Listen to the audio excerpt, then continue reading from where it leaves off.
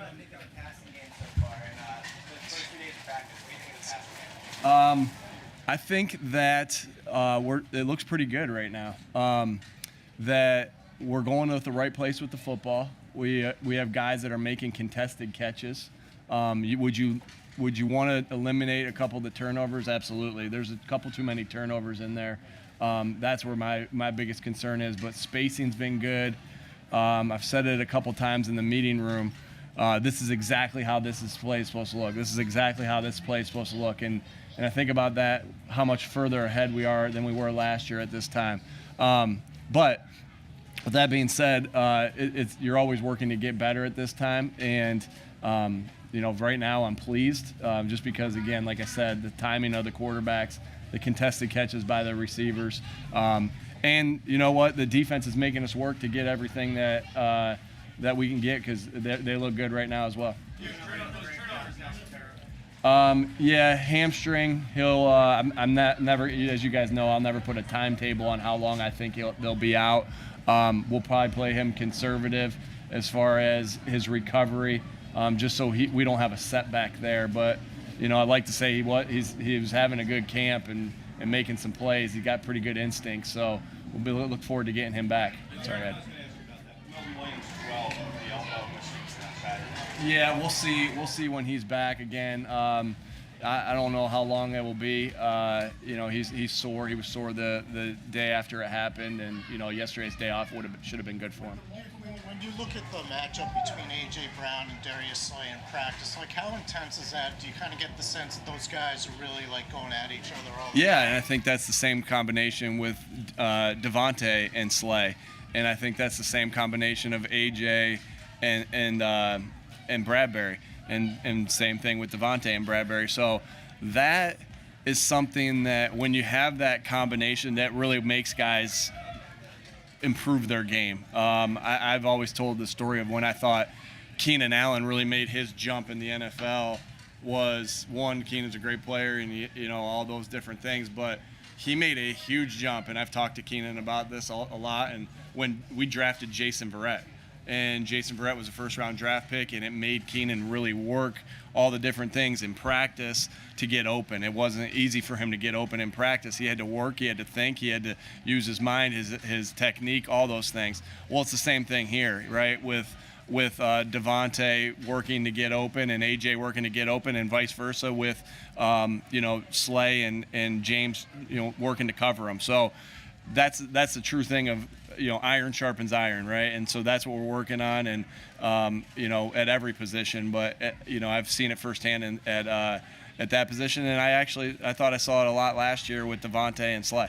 After this practice, you got on Quez a little bit for coming up short on a deep ball from Jalen Hurts. Is that something you talk with him about after practice? I get on guys at practice. If it's not the way we want it to be done, I get on them. And if it's the way we want it to be done, we praise them. That to me is how you coach, and you got to let them know what you think about each play, or the correction's not going to go on. So we're doing that with every single play. Sometimes my delivery is harsh, and sometimes my delivery is with the arm around them, just whatever I'm thinking at that time. Turnovers, Nick, there have been a few too many turnovers. What's the balance between wanting Jalen to try things now in this setting versus maybe that's not the right read? He has 3 interceptions right now, and I can take you through all 3 of those. He missed the throw to Marcus. He missed it a little inside. His hip was a little bit locked. It wasn't opened up the way he needed to on the left side. He missed that throw.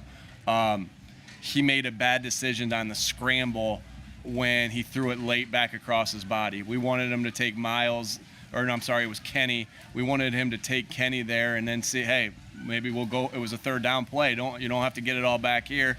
We'll go for it on 4th and 1. And then the 3rd one was a great individual play by Avante on the pick, but we would like him to check that down. So 2 of them were bad decisions. One of them was a bad decision in the pocket. One of them was a bad decision on the move, and then the other one was he just missed the throw, and Marcus actually made an unbelievable play. So you want to eliminate as much. You're going to miss some throws, right? You're going to miss some throws, but you want to eliminate the ones that you get not mad about, but the ones you're really correcting hard are the ones that are the poor decisions. And in the pocket, sometimes the decisions they're going to get you sometimes. The one that we all want back, myself, him, Brian, Shane, is the one where he threw it back across the middle, and Andre made a good play and threw and he picked it off. Nick, what kind of shape did Jordan Davis come to camp in, and what did you see from him in the first game? I think that he came to camp ready to go.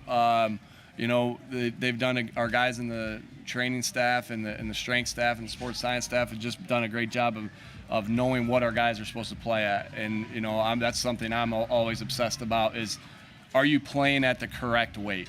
I've had experiences throughout my careers of guys being heavy and their play suffering. I've had experiences with my guys through my career of them losing weight of what they were the year before and having phenomenal seasons. So that's always going to stick in my mind. I know that's in Ted's mind, that's in our staff's mind as well, of playing at the right weight. So we're going to be on him about that. I think he came back with where he needed to. I know he came back with where he needed to be, but it's going to be something that we're always, we're focused on. And that's not just Jordan, that's everybody. So, I think he's been running around well, and like I said, his weight was where we wanted it to be, and his body fat was where we wanted it to be. Hey, Nick, what's the plan for at practices and for contact? I'm sorry, What's the plan for at practices and for contact? We're shoulder pads today. So as you know, like in the season when we have a day, that's usually what it is, in shoulder pads. And then tomorrow we're full pads, and then we have the walkthrough after that. And that's where I'm at right now. They're scheduled out. I just don't have the information for you right now. I can't remember off the top of my head. Live contact meaning to the ground? No. Hey, Nick, Zach Pascal tweeted he was in the hospital yesterday. How's he doing? Is he still in there? Is he feeling better? When do you anticipate getting him back? Yeah, I know he's feeling better. He went through some things with his stomach. Not feeling real good. That has lingered a little bit more than that we would like, and obviously that Zach would like. So looking forward to getting him back. I don't have a timetable for you, but I know he's on the up. Facing the multiple defense you're facing, how much do they disguise looks here in camp? And if they are, is that very beneficial for you? Oh yeah, heck yeah. That's when you know the coverage going into the play, or you know exactly what the blitz is going into the play, you can set your offense accordingly, right? So you set the protection accordingly when you know the pressure. When you know the coverage, the quarterback's eyes he's gonna be able to turn things down a little bit quicker than he would when he has to learn it post snap. And so they're doing a good job of disguising, and really it comes with it's everybody. It's not just the defensive backs, right? It's everybody. It's the linebackers, and they're really doing a good job of being in sync, all the guys. And I know that's something that our defensive staff has stressed. After the season every year, we go through a project of, the last game of the year, our following week after that, we game plan our defense, and the defense game plans us. It's a good way to, and that's not something you ever want to do, is go through another week, grueling week, but it's very beneficial. So you go through it, and you're able to tell the defense, here's what we're seeing. You get to get into and the defense vice versa. And that's one thing we talked about a lot. Like, hey, we know what this might be right here because of what you showed here. And so that's a lot of the off-season evaluations that we just get better from, and the defense has done a great job of putting it to action, and the players have done a great job of that. We've seen undrafted free agents kind of rise up in the job with the roster that looks pretty complete. How big of a challenge is it for guys like Toby and Allen and Blackwell and some of these other guys to kind of step up in the job? Yeah, I don't think they're thinking of it. I don't think any of the guys that are undrafted free agents are thinking anything about how do I get a little bit better each day. And yeah, maybe in the back of their mind they're thinking like, how do I make this team? But you can't do that unless you get better every day. And so I don't know exactly what they're thinking. I know what I tell them, as far as there's so many videos of guys, like I tell you, I watch documentaries all the time. So Terrell Davis's documentary on A Football Life shows him being a free agent, making a play on special teams, boom, going there. John Randall's we show all the time, once a year to these guys that he's a free agent. Now he's in the Hall of Fame.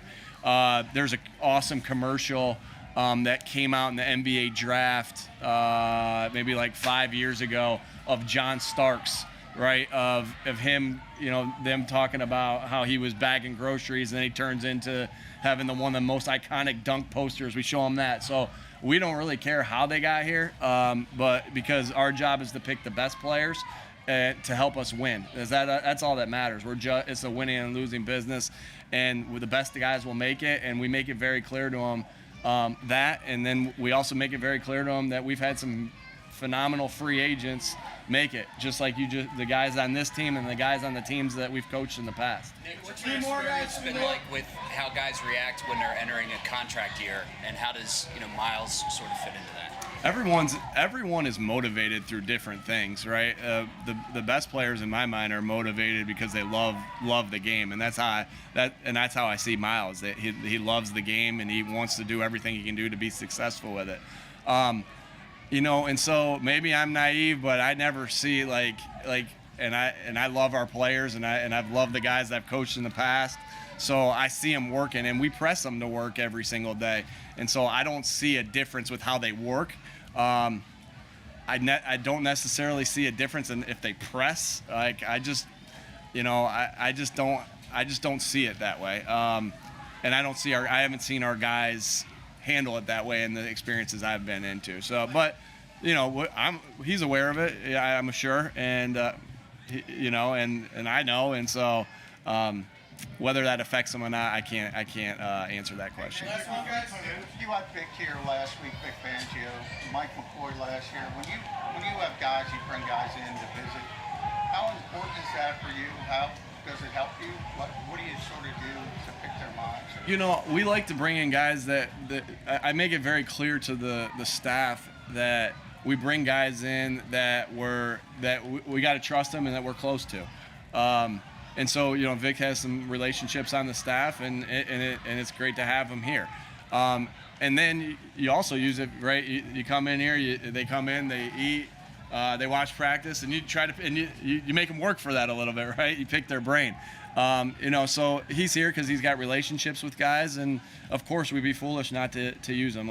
And then, throughout the week, we'll have different coaches here. I know the guy, Jim Smith from Indiana University of Pennsylvania, who's a defensive coordinator there. He worked with me. That's why he was here last week. And so there's always going to be a relationship aspect of why a guy's here. My brother will be coming. He's allowed to come into the practice, and I'll pick his mind when he's here as well. Nick, why no music at practice? Music? Yeah. There's music. During team reps, though, it seems like it's quieter than normal. Well, then I'll have to get on Scott, my new assistant. Maybe Tyler just had it a little bit louder. There's music. Okay. It's loud. It's loud, right there. And I always notice how when the speaker's faced away, it doesn't play as loud. Okay. But there is also an element that we want to coach during that time, but it's playing out there. What do you got? Any requests?